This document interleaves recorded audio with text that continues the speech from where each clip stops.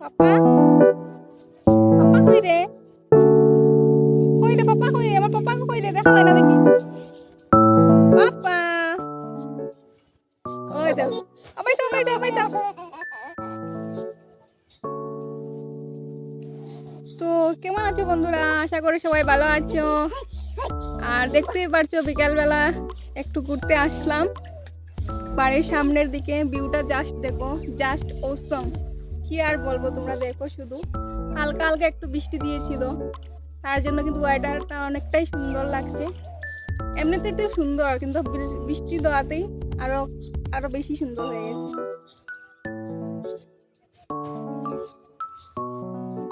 আর আমার অবস্থা তো একদম কাহিল। সো হ্যালো এভরিওয়ান, কেমন আছো সবাই? আশা করি সবাই ভালো আছো। আর আমার এই ছোট্ট ব্লগ কিন্তু তোমাদের সবাইকে অনেক অনেক স্বাগত।